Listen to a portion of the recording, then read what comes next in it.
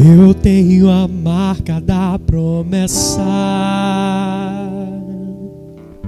Eu tenho a marca da promessa que Ele me fez.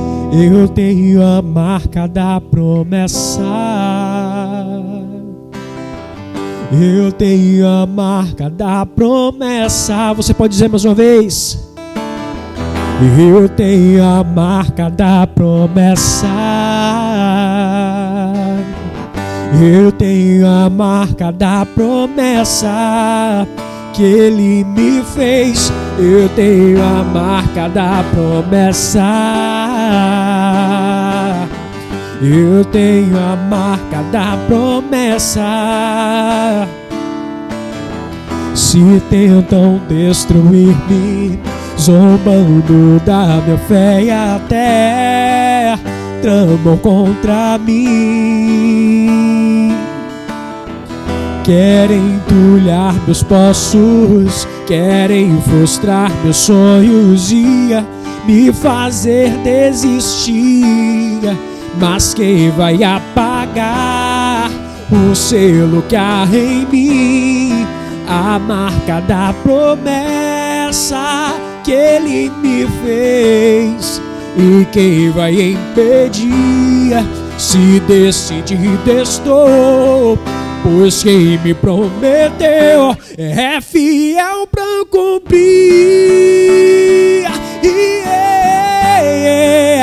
O meu Deus nunca falhará. Eu sei que chegará a minha vez. Minha sorte Ele mudará diante dos meus olhos. Mais uma vez. O meu Deus nunca falhará. Eu sei que chegará a minha vez. Minha sorte Ele mudará diante dos meus olhos. Eu tenho a marca da promessa. Você pode dizer? Eu tenho a marca da promessa que Ele me fez. Eu tenho a marca da promessa. Eu tenho a marca da promessa que Ele me fez. Eu tenho a marca da promessa. Eu tenho a marca da promessa. Mas quem vai apagar o selo que há em mim? A marca da promessa que Ele me fez. E quem vai impedir? Se decidido estou, pois quem nos prometeu é fiel pra cumprir. O meu Deus nunca falhará. Eu sei que chegará a minha vez. Minha sorte Ele mudará diante dos meus olhos. Prepara-me uma mesa na presença dos meus inimigos. Unge minha cabeça e o meu cálice vai transbordar. Mas quem vai apagar o selo que há em mim? A marca da promessa que Ele me fez. E quem vai impedir? Se decidido estou, pois quem nos prometeu é fiel para cumprir.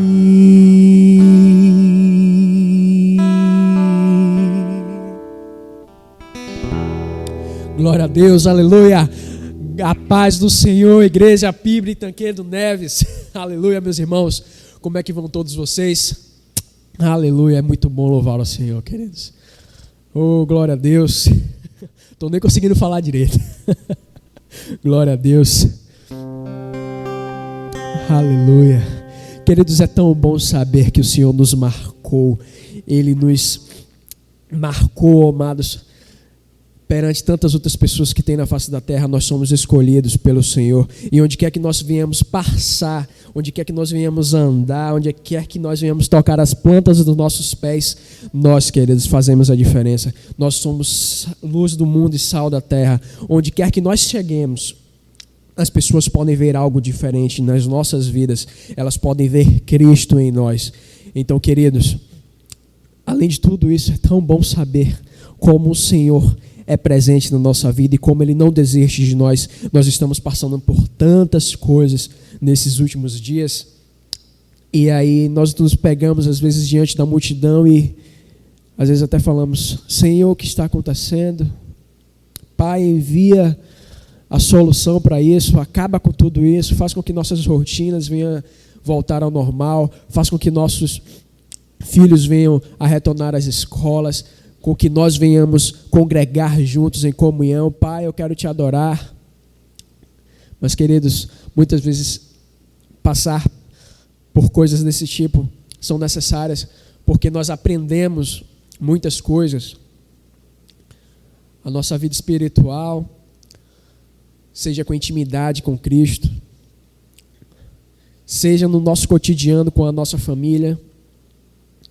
Então, querido, mesmo diante de todo esse cenário, aproveite o máximo que você puder para aprender mais de Cristo, ter mais intimidade com Ele, não só você sozinho, mas você com a sua família. Então adore ao Senhor, louve ao Senhor, levanta desse sofá, ou não sei onde é que você está nesse momento, mas vem adorar comigo. Vamos adorar todos juntos, amém? Com uma só voz.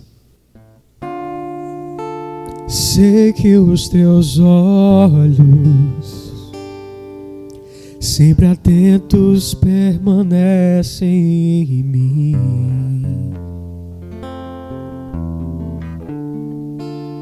E os teus ouvidos estão sensíveis para ouvir meu clamor. Posso até chorar, mas a alegria vem de manhã. És Deus de perto e não de longe, nunca mudaste. Tu és fiel,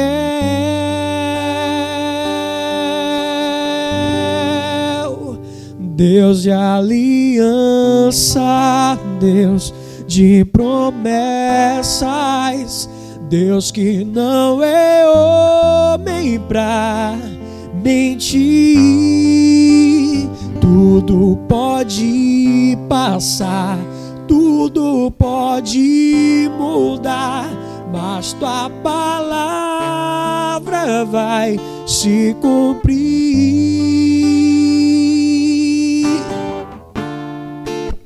Sei que os teus olhos,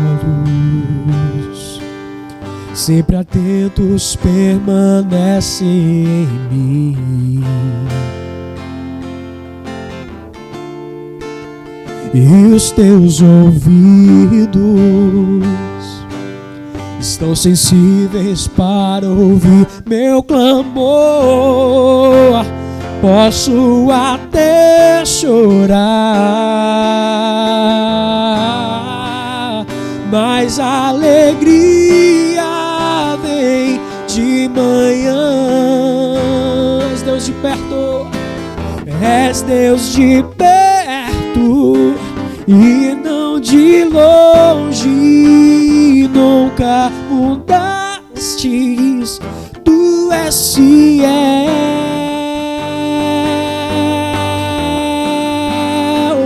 Deus de aliança, Deus de promessas, Deus que não é homem pra mentir. Tudo pode passar, tudo pode mudar, mas tua palavra vai se cumprir. Posso enfrentar o que for, eu sei quem luta por mim. Teus planos não podem ser frustrados. Minha esperança está nas mãos do grande eu sou. Meus olhos vão ver o impossível acontecer.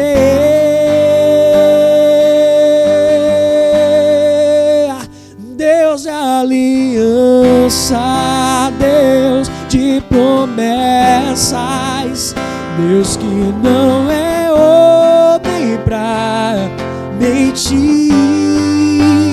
Tudo pode passar, tudo pode mudar, mas a palavra vai se cumprir.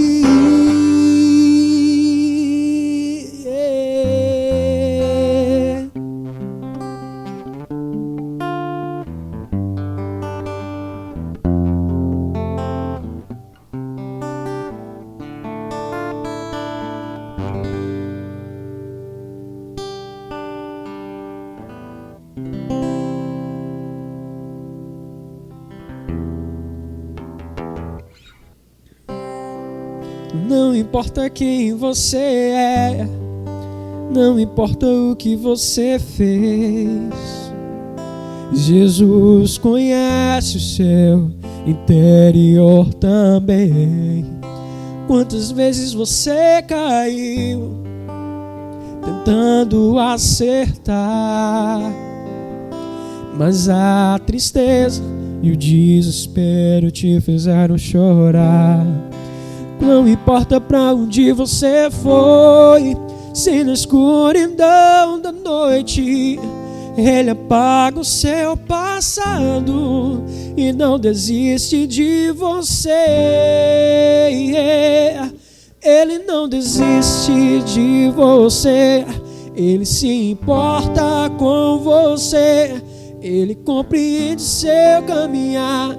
Nunca vi um amor tão grande assim. Ele não desiste de você, Ele se importa com você, Ele compreende o seu caminhar. Nunca vi um amor tão grande assim. Ele não desiste. Ele não desiste.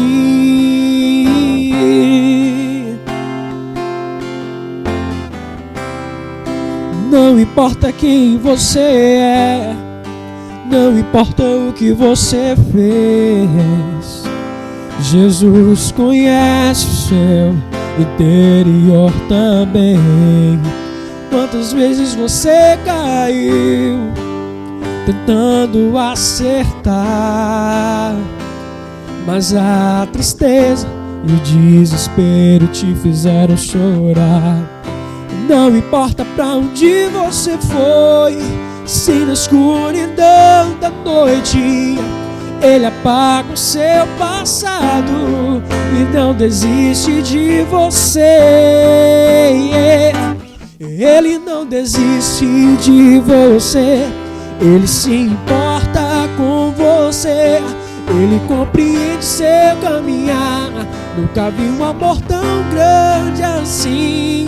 Ele não desiste de você, Ele se importa com você, Ele compreende seu caminhar. Nunca vi um amor tão grande assim. Ele não desiste. Ele não desiste. Ele não desiste. Ele não desiste. Ele não desiste.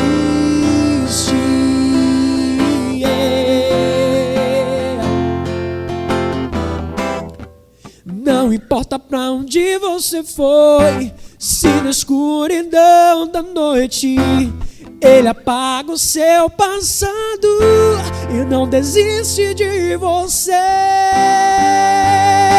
Ele não desiste de você.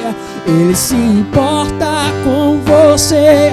Ele compreende seu caminhar. Nunca vi um amor tão grande assim. Ele não desiste de você. Ele se importa com você. Ele compreende seu caminhar. Nunca vi um amor tão grande assim. Ele não desiste. Ele não desiste. Ele não desiste.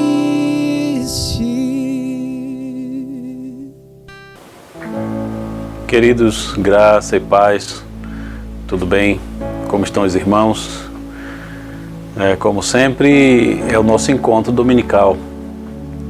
Espero em Deus que cada um de vocês estejam bem, estejam vivendo esse tempo agradecidos ao Pai Eterno, acima de tudo cumprindo aquilo que te faz bem, aquilo que te gera saúde, todo esse processo de segurança que estamos vivendo na nossa cidade.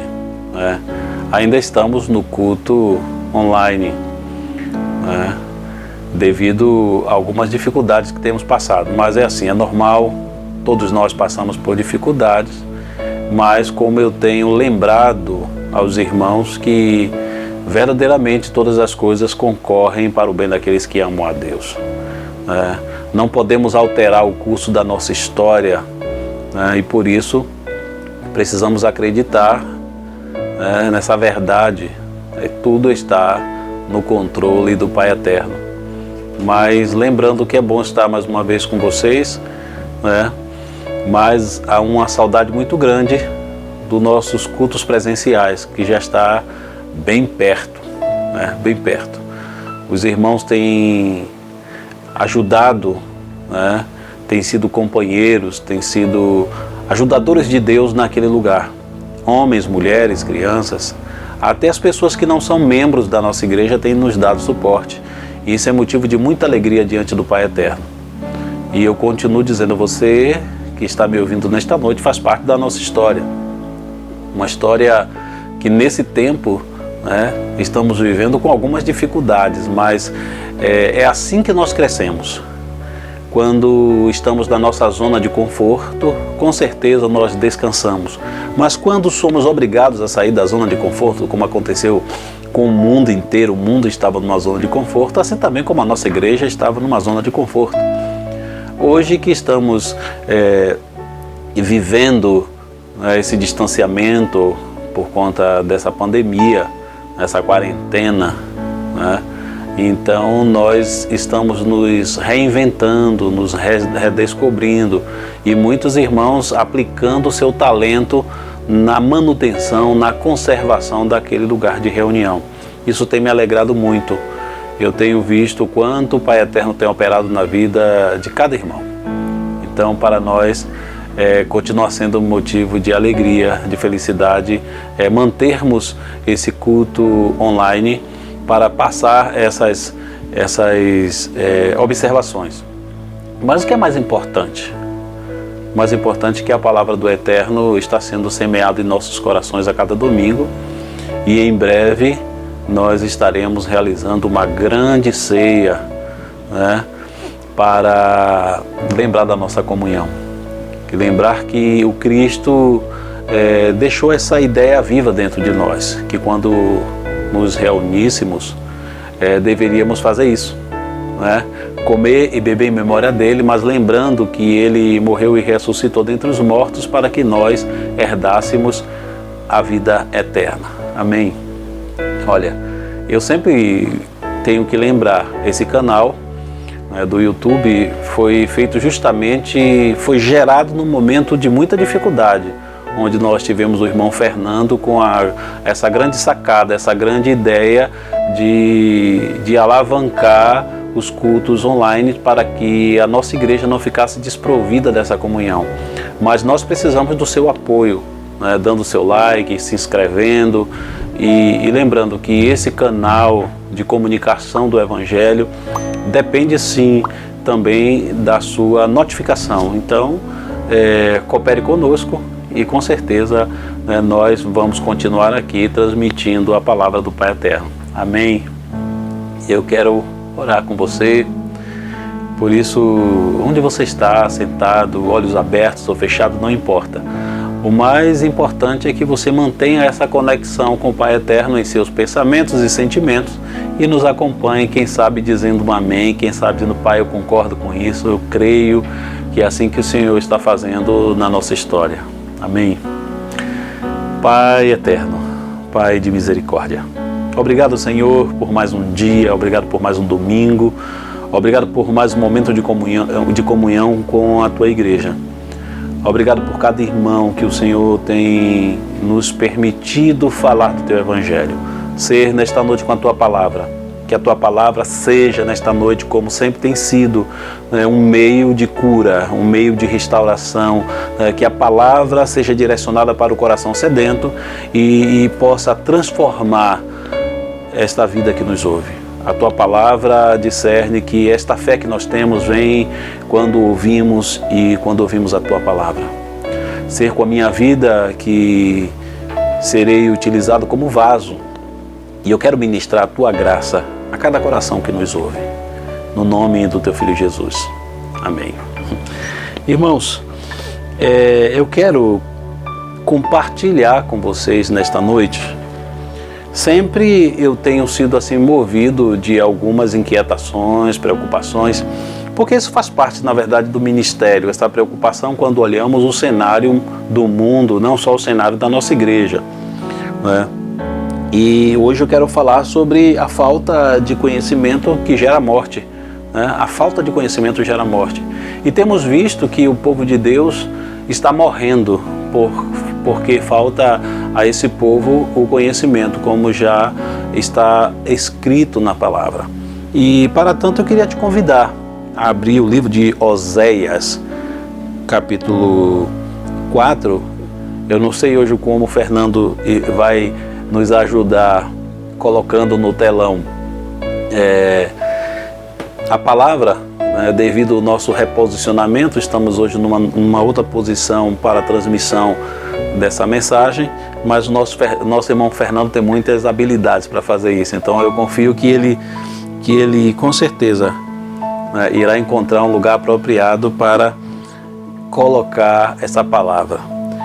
Eu só quero ler com os irmãos o versículo 1 e o versículo 6. Concentra o seu coração na palavra. Ouve a palavra do Senhor, vós, filhos de Israel, porque o Senhor tem uma contenda com os habitantes da terra, porque não há verdade, nem benignidade, nem conhecimento de Deus na terra. Versículo 6. O meu povo foi destruído, porque lhe faltou conhecimento, porque tu rejeitaste o conhecimento, também eu te rejeitarei, para que não sejais sacerdote diante de mim, visto que esquecestes da lei do teu Deus, também eu me esquecerei de teus filhos. Que coisa, né? Todas as vezes que lemos a palavra, nós somos impactados por ela, e isso é bom. Mesmo que ela gere dentro da gente uma inquietação de alma, né? Uma angústia às vezes quando nós estamos lendo. Mas eu tenho notado, enquanto pastor, que nós temos sofrido, quem sabe desnecessariamente, tendo em vista que o Cristo já sofreu tudo aquilo que deveria ter sofrido. Isso por causa das nossas feridas, sarando as nossas feridas, curando o nosso coração. Mas o que tem acontecido hoje, pela ausência desse conhecimento da palavra, tem gerado um panorama de dificuldade hoje para nós cristãos. Então eu queria que você prestasse muito atenção na palavra de hoje e que pudesse não só levar para o seu coração, mas permitisse que a palavra ficasse entre o coração e o cérebro, ó, transitando, refletindo, ruminando. São, quem sabe, 40 centímetros entre um e outro, não é isso? Então que você se permitisse trabalhar essa palavra dentro do seu coração, né?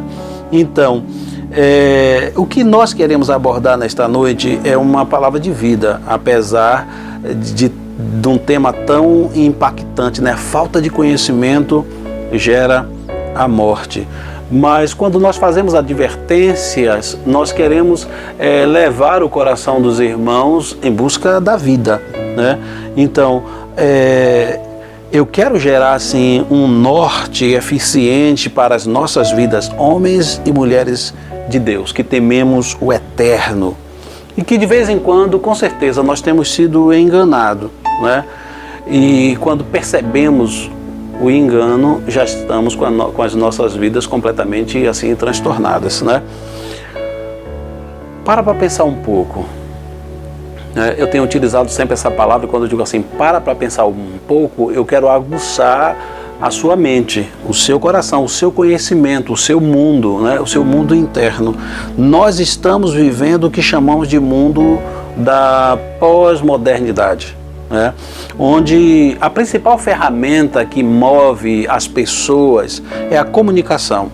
Ora, essa comunicação que eu estou falando nesta noite, ela pode gerar sim algum tipo de conhecimento, mas nem sempre significa que é um conhecimento qualitativo. Na maioria das vezes é um conhecimento acumulativo, né? Que é tão somente a inserção de dados que um dia vai ser manipulado pela mente por meio de diversos gatilhos, ou seja, impulsos traumáticos. Ou seja, todas as vezes que eu acumulo conhecimento, dados aleatórios, porque a mídia faz isso com a gente, um dia esse conhecimento ou essa base de dados pode ser acionada por alguns gatilhos. Por isso que nós estamos vivendo às vezes com muito medo. Basta alguém trazer assim uma informação, mesmo que não seja científica, eu já me encho de medo, porque eu vou acionar diversos gatilhos a partir da base de dados que eu tenho. Quando pensamos que a nossa sociedade pós-moderna, né, como também o nosso sistema religioso, ela está desprovida do que nós chamamos de faculdade crítica. O que é isso? Eu queria que esse termo atraísse a sua atenção. Faculdade crítica, né? Os nossos processadores mentais, devido ao acúmulo de informações, e digo, informações negativas e às vezes informações subliminares, né? Ele tem conduzido assim essa geração no que eu, nesta noite, junto com você, meu irmão, quero denominar de mórbidos pensamentos. O que é isso? Nós estamos tendo pensamentos negativos, pensamentos mórbidos, pensamentos de morte, né? Ou seja, tudo que está acontecendo está gerando um sentimento de inexistência no coração dos homens. Ou, quem sabe, nós estamos sendo conduzidos semelhantes a manadas que não fazemos reflexões sobre aquilo que temos ouvido, né? Nós estamos nos permitindo o que chamamos de escravidão mental, né? Ou quem sabe um efeito sedante de tudo aquilo que nós estamos ouvindo, né? Não está passando pelo crivo da nossa faculdade crítica, a nossa condição cognitiva não está estabelecendo uma forma muito criteriosa de pensarmos nessas coisas. Então, quando eu estou parecido com morto-vivo, né? Ou seja, estou me permitindo a condução para um matadouro, sem nenhuma avaliação de perigo. Amados, eu vejo isso no mundo inteiro, mas hoje também eu estou contemplando isso dentro das igrejas, porque as informações que nós estamos tendo, elas estão nos escravizando. Então, essa geração de hoje, esse cenário que nós estamos vivendo, é um pouco parecido com o cenário do profeta Oséias. né? E Oséias, ele falava de alguma coisa, essa relação da degeneração de todos os sistemas, né? E o Pai Eterno conduziu a mente de Oséias para denunciar a geração daquele tempo, principalmente naquilo que estava sendo denominado povo de Deus, os hebreus. Então, quando ele foi inquietado, o cenário, quem sabe, era parecido com o nosso cenário, não é?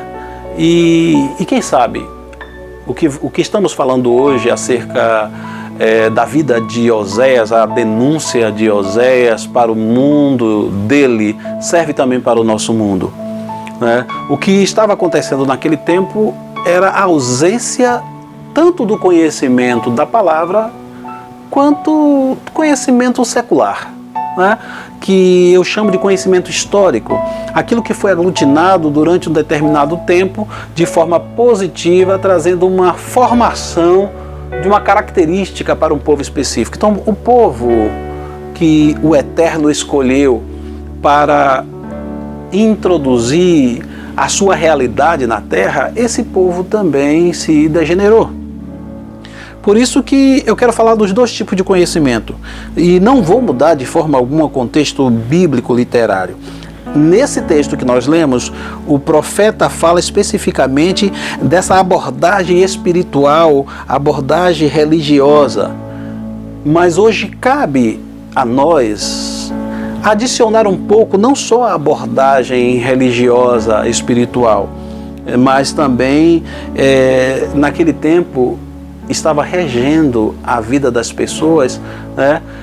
Não só aquela abordagem religiosa, espiritual, mas um contexto social, né? Um contexto religioso, um contexto político, né?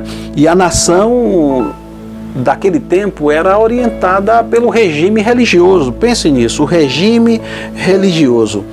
Então o regime religioso, ele regia a política, regia a fé, regia a história, regia tudo. A religião, ela exercia uma forte influência em todos os sistemas.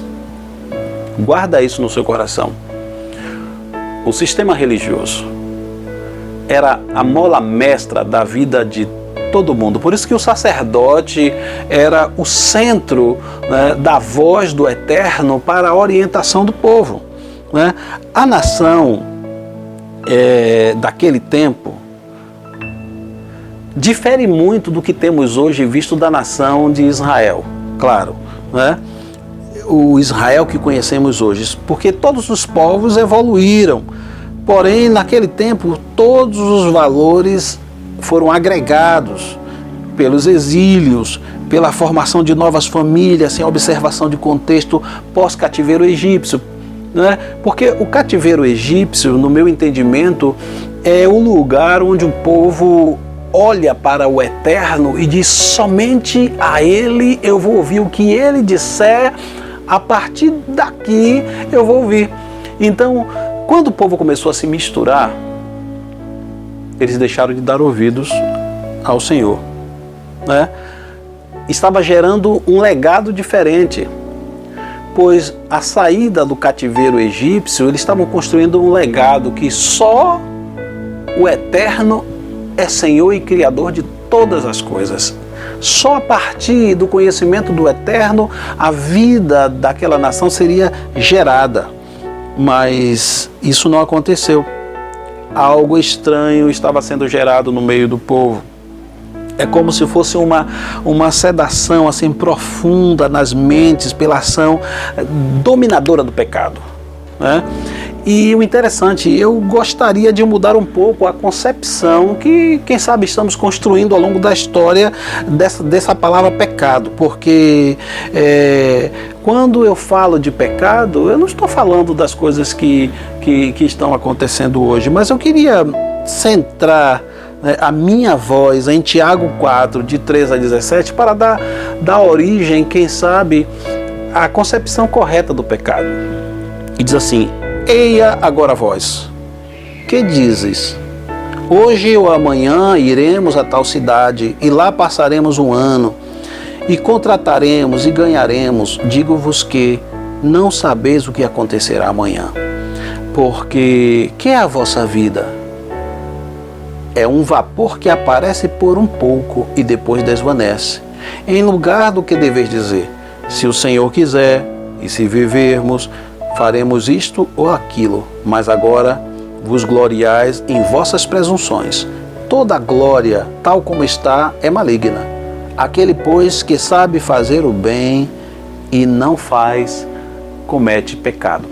Eu quero trazer a ideia do pecado, todas essas, vamos dizer assim, esses pensamentos e sentimentos que andam pairando sobre a nossa mente, nos conduzindo a uma expectativa diferente de vida, mas depois ela resume o seguinte: se você e eu sabemos fazer o bem e não estamos fazendo, nós estamos cometendo pecado. Então, resumindo, esse é o sentimento, esse é o pensamento que queremos desenvolver com os amados. Se eu sei fazer o bem e não o faço, estou cometendo pecado, né? Cada nação, dentro do seu contexto histórico, ele desenvolve seus protocolos de sobrevivência. Pensa nisso. E não foi diferente com os israelitas. Eles tinham um protocolo, eles possuíram seus próprios protocolos de sobrevivência, que ora estava sendo assim alterados pela inserção de diversas culturas sem observações proféticas, porque o povo era regido pelos profetas, né? A atitude, na verdade, de Oséias, ela foi assim crucial naquele tempo, né?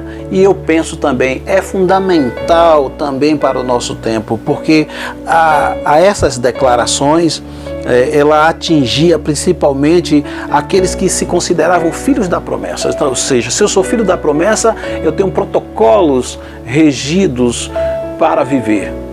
E deixamos naquele tempo, né, o povo deixou de viver esses protocolos. Será que nós estamos vivendo o protocolo do Cristo?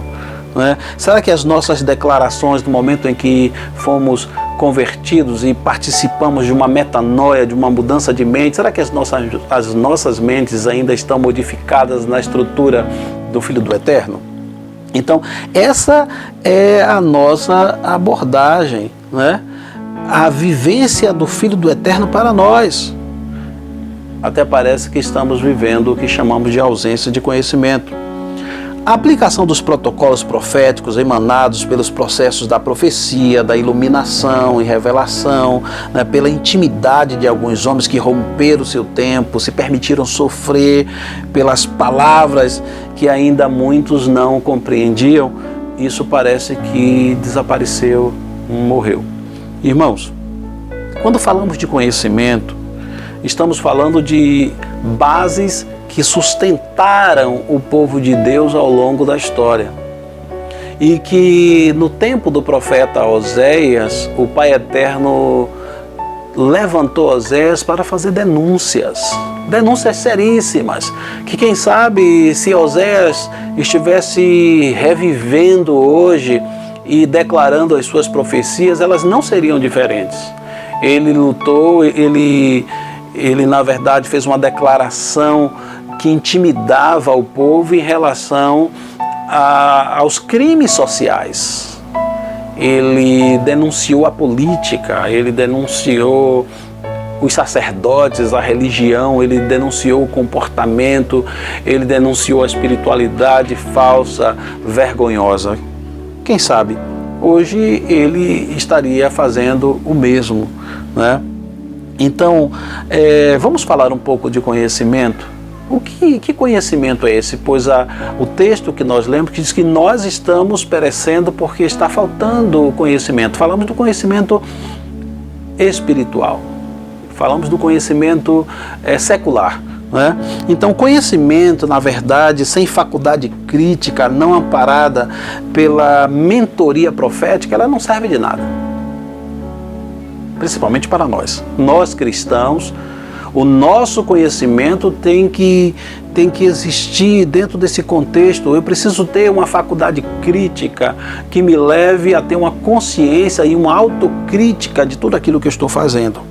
Então, quando nós estamos a analisar os israelitas na época de Oséias, nós vamos enxergar assim, nitidamente, que a nossa contemporaneidade parece uma vida vivida de novo. Ou seja, até parece que tudo é igual.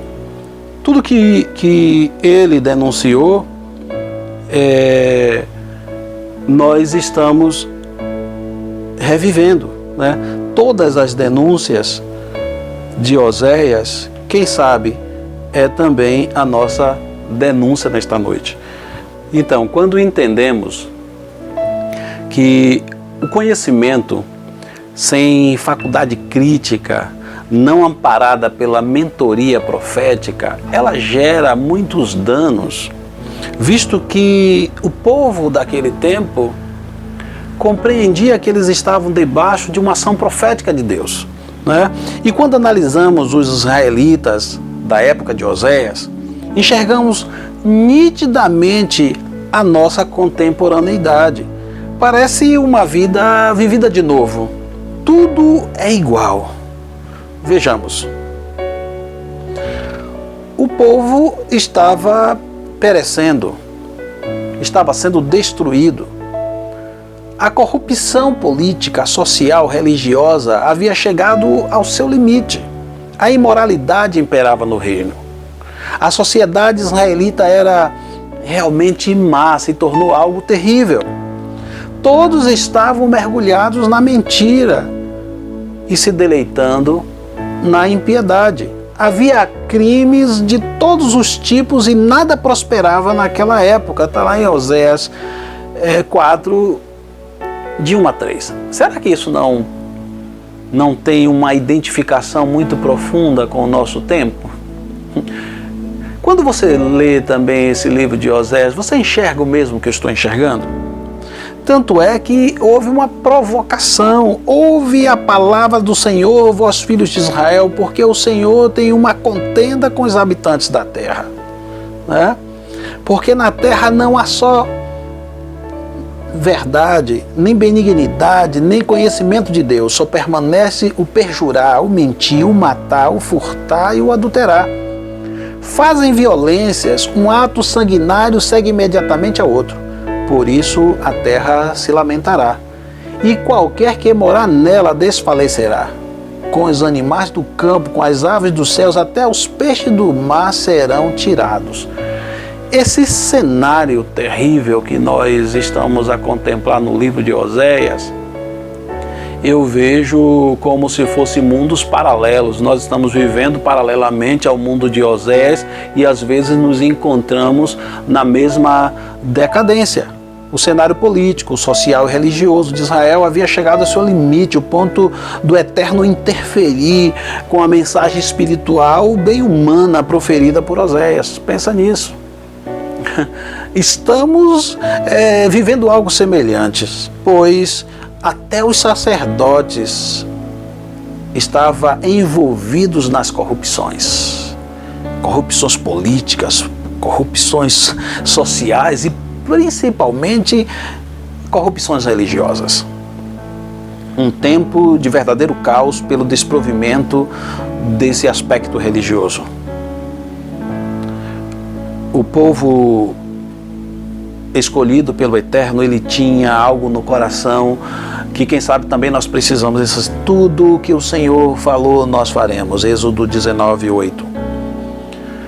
O que faltou naquele tempo, quem sabe, está faltando também no nosso tempo. A falta de um mentor que lhes ensine, que lhe conduza, que faça com que a mente volte a relembrar de todas essas coisas, porque assim como naquela época o povo estava vivendo uma condição tenebrosa, hoje também nós estamos vivendo, e quem sabe hoje também precisamos de homens e mulheres de Deus, semelhante a você que está nos ouvindo, para impactar. Eu tenho falado muito nisso, impactar de forma real nessa geração. Hoje as igrejas, elas se tornaram uma empresa ou um império ministerial gerenciado por nomes, fantasias designados pelos seus gestores. Pensa nisso. Ou seja, Êxodo 19:8 caiu por terra, bem como as orientações de Jetro já não fazem mais sentido. visto que hoje o que nós chamamos de inteligência espiritual não mais é passada de gestão profética para gestão profética. Ou seja, o povo acreditava que alguém estava sendo gerenciado pelo Eterno para trazer algo que verdadeiramente impactasse de forma positiva e alterasse, modificasse o coração das pessoas. Hoje, os oportunistas da fé surgiram como no passado para se apresentar, né, como uma nova realidade. Nós precisamos mudar isso. E quem nunca ouviu falar no conselho de Jetro, está lá em Êxodo 18, de 17 a 23. Quando Jetro observou a grande luta de Moisés para julgar o povo, tratar o povo, ele disse: não está certo. Exclamou o sogro: estás a desgastar-te, e até mesmo o povo não irá aguentar isso sempre. Escuta, Moisés, é uma responsabilidade demasiada para que a suporte sozinho. Ouve o que eu te digo, é um conselho que vou dar, e com certeza que Deus será contigo. Pensa nisso, ó. Aqui é Jetro aconselhando Moisés, o escolhido de Deus, a gerenciar, a administrar o povo de Deus. Continua a ser tu o advogado deste povo, o seu representante diante de Deus, a quem continuarás a apresentar os seus anseios e problemas. A eles apresentarás as decisões de Deus e as suas ordens, indicando-lhe os princípios de uma vida de justiça. Mas, por outro lado, procura homens dignos, tementes a Deus, honestos, competentes, e nomeia os juízes, um por cada 1000 pessoas. Estes mesmos terão a sua responsabilidade 10 outros juízes, cada um deles ocupando-se de 100 pessoas. Por sua vez, a cada um destes também estarão subordinados 2 juízes, um para 50 indivíduos. E por fim, estes igualmente chefiarão mais 5 que terão a seu cargo as questões de 10 pessoas. Que estes indivíduos sejam responsabilizados por servir o povo com justiça a todo momento. Qualquer assunto de maior importância ou mais complicado pode trazer junto de ti, mas as pequenas questões devem eles resolvê-las. Assim será mais fácil o teu cargo. Se o repartistes com eles, se seguires este conselho, e se Deus o aceitar, será capaz de resistir, de ir até o fim da tua missão, e haverá paz e harmonia entre o povo. Amados, pensa nisso, o povo era conduzido pela profecia, pela iluminação, pela revelação. Mas chegou um momento que Deus coloca ao lado do seu ungido, do seu escolhido, um mentor, um homem inteligente, um homem capaz de dar conselhos, e diz assim: olha, você não vai suportar isso. Então, agremia você homens inteligentes, honestos.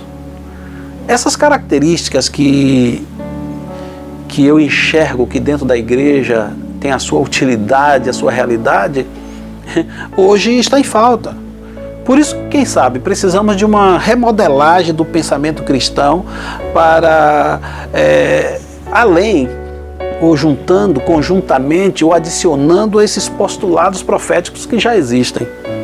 Naquele tempo surgiu Jetro confiando no Deus de Moisés, porém com expertise e inteligência humana administrativa, aconselhando seu genro a não sofrer demasiadamente, nem tampouco levar o povo ao sofrimento, desgastando e desorientando, né, porque não tinha horas de voo.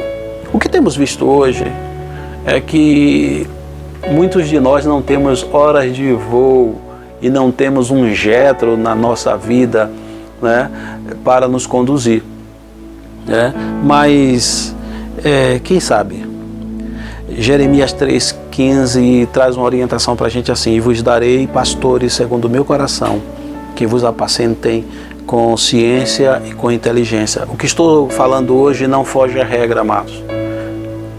Ciência e inteligência.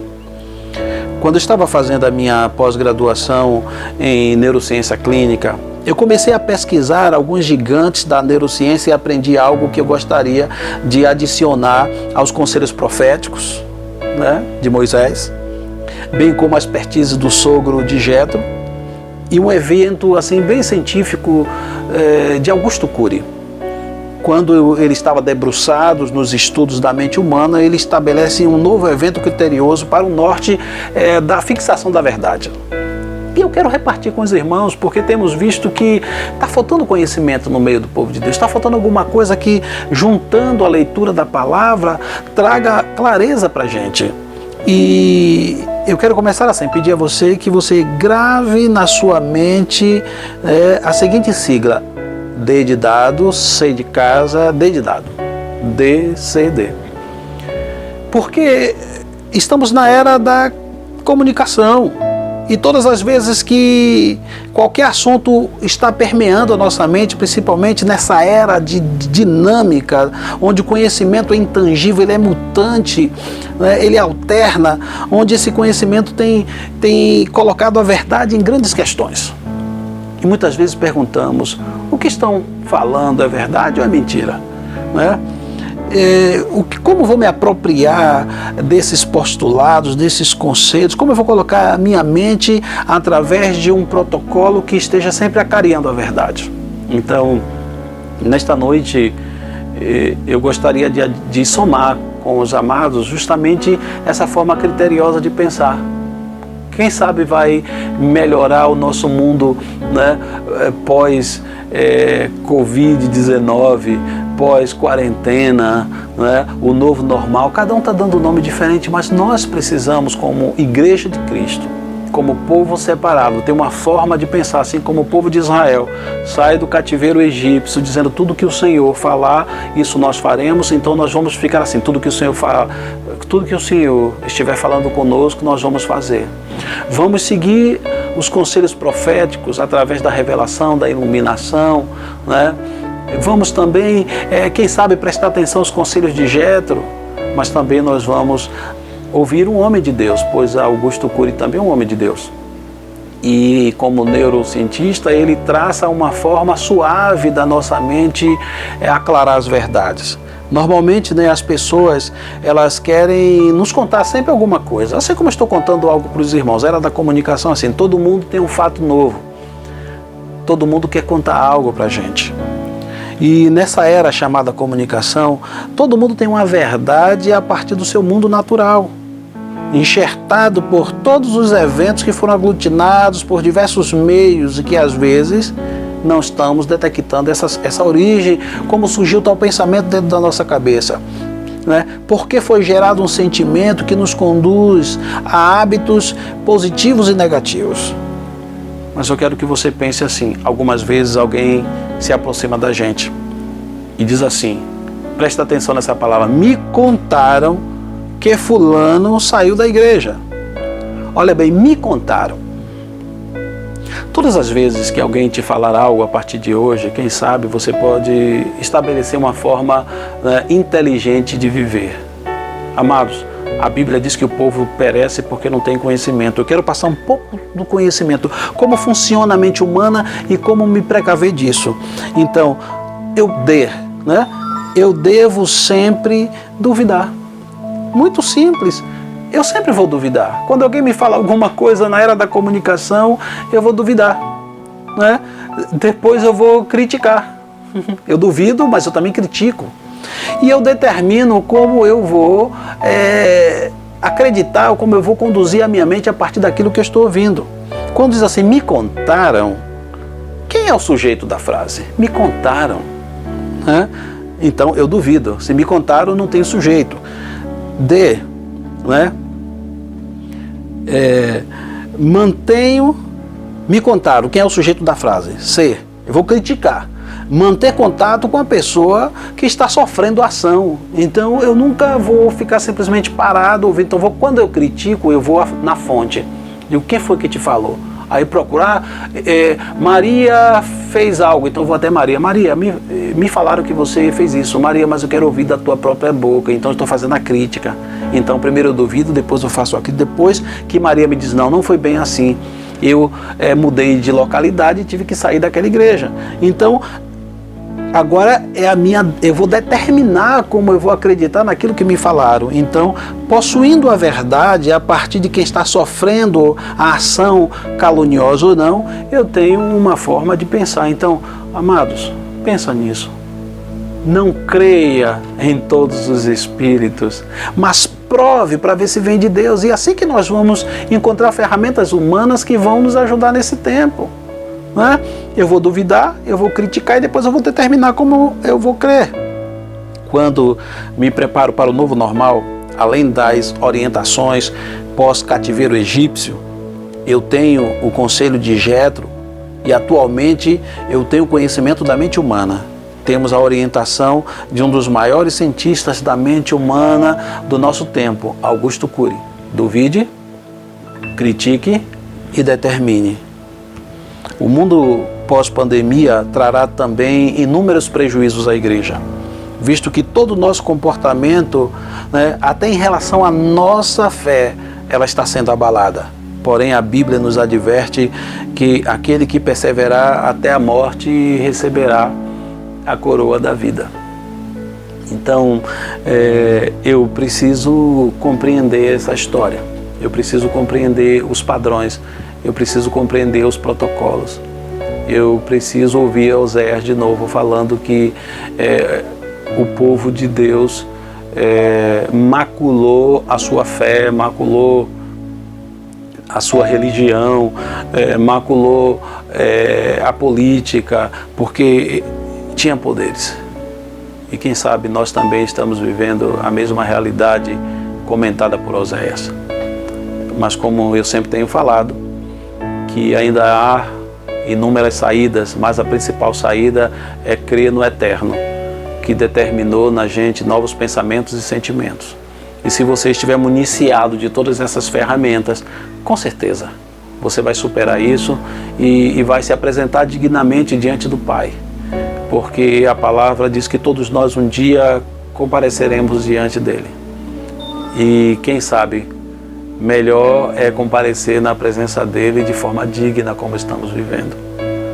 Então, que nesta noite o Pai Eterno tenha colocado na minha mente algo que tenha somado no seu coração.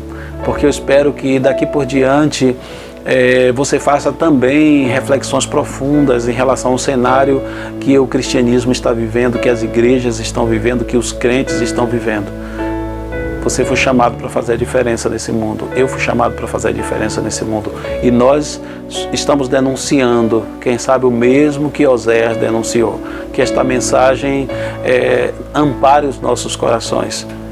E dizer que nós estamos insatisfeitos com o que está acontecendo na política, na sociedade, na religião, na igreja, na espiritualidade. Nós estamos inconformados e por isso estamos denunciando e dizendo que Deus chamou um povo para fazer melhor. Nós fomos chamados para toda boa obra. Amém. Que o Pai Eterno te abençoe ricamente e que seu coração esteja assim, crescendo nele. A sua mente esteja naquela expectativa de agregar esses valores. Amém. Vou orar. Pai Eterno, obrigado por essa igreja que hoje me ouve por meio desse sinal de comunicação. Que possamos usar da melhor forma possível, sem ser influenciado, ó Deus, pela mídia, mas que sejamos tão somente influenciados pela essência do Teu Filho. Obrigado por esta noite, por cada irmão que o Senhor nos deu. Que continuemos a falar tão somente aquilo que sirva para edificar muitas vidas. Que o amor de Deus Pai, a graça soberana do Filho, as doces consolações do Espírito da Verdade permaneça sobre nós, povo escolhido nesta terra. Amém.